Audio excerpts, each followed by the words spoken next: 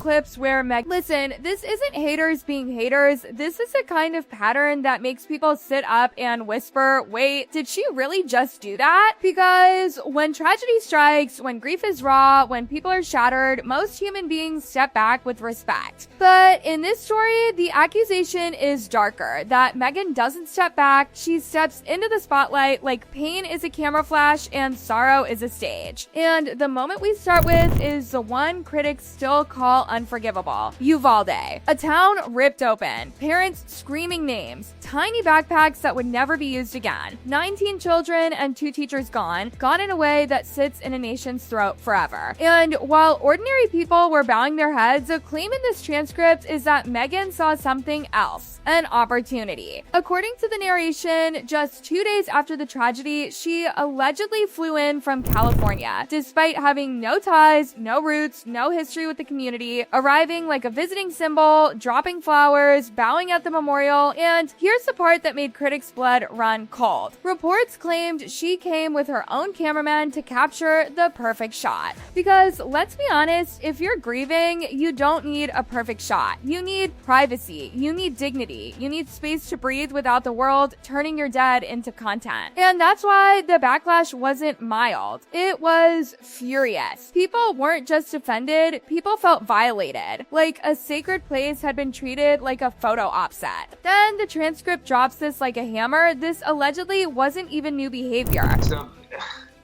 it's just, of course it's important that public figures respond to this tragedy, and that's the most ghastliest of tragedy, but you can't help thinking there's a heavy dollop of opportunism and insincerity in this, which I think most people would find, not to their liking. This is not Meghan's first time doing this. In 2020, she and Harry shut down a graveyard in California, walked over the gravestones of other men, soldiers who died. So this is not their first time, Harry and Meghan's first time, utilizing the dead to promote themselves. This is not Bean's first time doing this. In 2020, she and Harry shut down a graveyard in California, walked over the gravestones of other men, soldiers who died. So this is not their first time, Harry and Meghan's first time utilizing the dead to promote themselves. And that's kind of despicable, really. And that is not even the worst. She reportedly demanded to be allowed into the hospital to take photos of herself with survivors. Did you catch that? The language isn't polite. It's not cautious. It's disgusted. It paints a picture of people who allegedly don't just cross lines, they erase them. And then comes the most stomach-turning detail of all. The claim that she reportedly demanded access to survivors in a hospital, not to help, not to comfort, but to take photos. Now, I'm going to say this carefully because this is exactly why it detonated online. Even the idea of turning injured survivors into a personal image moment feels wrong in the deepest way. It's not awkward, it's not tone deaf, it's the kind of thing that makes people question your soul. And if you think that's where the story calms down, no, it gets messier. Because the transcript immediately swings to another moment where disaster allegedly became a backdrop, a wildfire situation in Altadena. The claim is that she drove over 2 hours from Los Angeles while the fire was still burning, because her need for attention couldn't even wait for the ashes to cool. And then, this is an accusation that makes it feel especially grimy. She allegedly trespassed onto burned properties and later sold images to TMZ for profit. Last year, they were just looking for the right photo opportunities. They just are desperate to continue to be seen as members of the British royal family.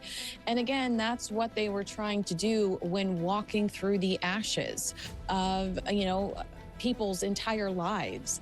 Our ashes are not your photo op. Not help, not support, profit. People heard that and thought, so the tragedy isn't the story, she is. And from there, the transcript pivots into something that royals and their circles treat like a nuclear weapon: affair rumors. The claim here is explosive, that Meghan was allegedly involved in starting or spreading a rumor that Prince William was unfaithful to Kate, specifically involving Rose Hanbury, and that she she didn't just let it float in the wind, she allegedly pushed it. And if that wasn't enough, the transcript says she allegedly went even further and asked Kate directly how it felt to be cheated on. Imagine that. Imagine someone taking a dagger-shaped rumor and twisting it in your face like it's girl talk. The clip sequence that follows isn't subtle. It's a chorus of "I heard it was Meghan." And the emotional core of this moment is simple. Royals are trained to keep the machine running, to protect the family's dignity in public, even when private life is burning. The transcript frames Meghan as someone who wasn't protecting the image, she was stirring the pot and watching what spilled. Because here's the thing, once you release a rumor like that, you can't pull it back. It lives forever. It stains people who never asked to be stained. It becomes the headline that outlives the truth. And then right when you think, okay, we've hit peak chaos, the transcript shifts into the wedding moment that critics still describe as calculated. Tradition says the bride is escorted, it's symbolic, it's history, but according to this narration, Meghan chose to walk alone, front and center, soaking it in, until King Charles reportedly had to step in halfway because it had gone out of hand. And the framing here is sharp. It wasn't that she had nobody, her mother was present. She had family alive. So critics interpret it as a statement. This is about who is worthy to be seen and who is not. And if that's the theme, spotlight, image, control, then you already know what's coming next, because the next moments in this list don't just accuse her of being rude or attention hungry, they accuse her of something colder, using personal symbols. It was Meghan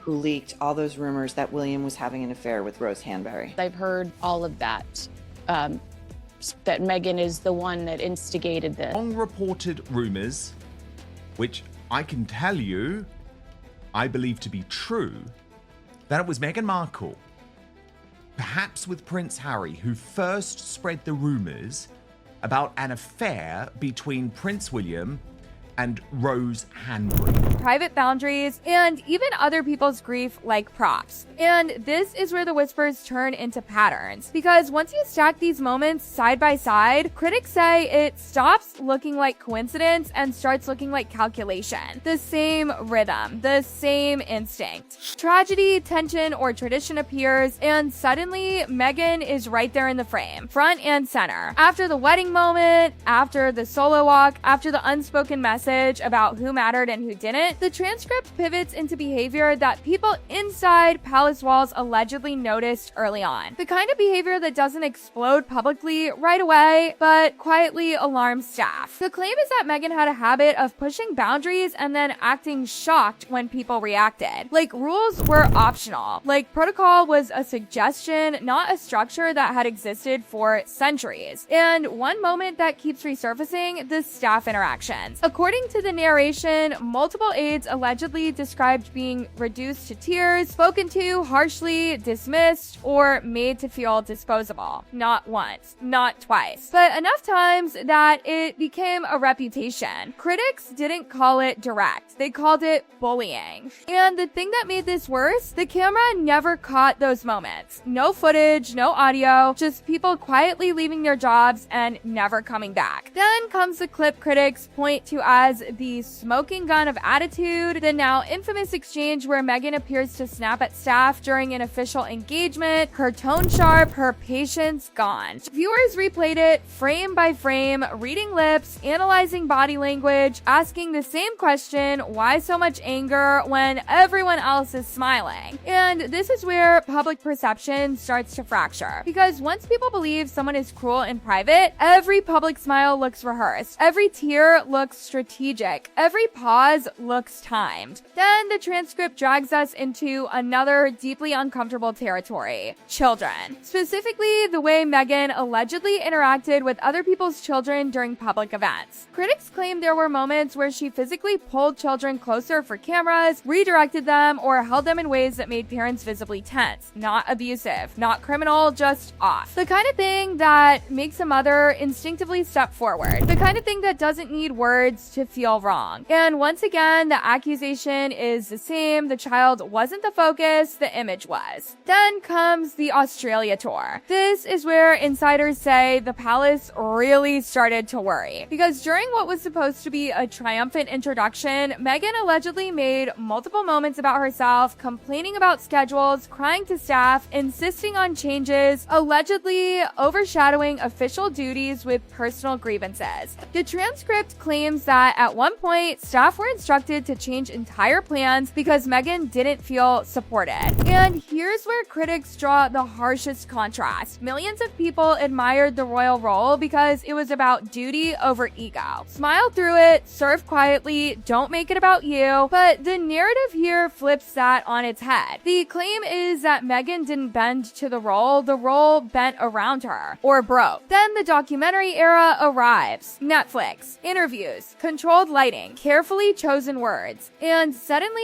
every past moment becomes part of a new story, her story. The transcript accuses Meghan of selectively weaponizing memories, rewriting scenes, amplifying slights, omitting context, turning awkward moments into emotional crimes, and ordinary protocol into cruelty. Critics point to one example repeatedly: the flower girl dress drama. What was initially described as a misunderstanding allegedly morphed into a sob story of victimhood, complete with tears and emotional weight, until other accounts contradicted it, painting a far messier picture where both sides were stressed, exhausted, and misunderstood. But by then, the damage was done, because in the court of public opinion, the first emotional version sticks. Then comes the accusation that truly shattered goodwill: race accusations without receipts. The transcript claims Meghan hinted at racism, but never named names, never provided proof, never clarified specifics, leaving a cloud to hang over the entire royal family without accountability. Critics say this wasn't justice. It was ambiguity used as a weapon. Because once you imply something that heavy, silence becomes confirmation to some, and denial becomes guilt to others. And then, right when the narrative is already boiling, the transcript returns to cameras. Caught on camera moments, the eye rolls, the clenched jaw, the forced smiles that drop the second the camera pans away. Viewers rewatch clips where Meghan appears irritated when things don't go her way, where her expressions harden when she's not the focus, where she allegedly nudges Harry forward or pulls him back like a stage prop rather than a partner. And that's where sympathy for Harry enters the chat, because the transcript frames him as a man slowly shrinking, cut off from friends, family, country, identity, while orbiting someone whose gravity pulls everything inward. Not love, control. By the end of this list, critics aren't just mad, they're disappointed, because the opportunity Meghan had was historic. She could have been a bridge, a symbol, a reset. Instead, this narrative claims she became a mirror, reflecting only herself. And that's why these 15 moments won't die, because they're not about one bad day or one awkward clip. They're about a repeated instinct to step into moments that weren't hers and make them hers anyway. Whether it was tragedy, tradition, or trust, critics say the pattern is clear. If there was a camera nearby, if there was emotion in the air, if there was attention to be claimed, Meghan didn't step back. She stepped forward. And that's why, for so many people, the question isn't, was she misunderstood? It's much darker. Why did she keep going too far?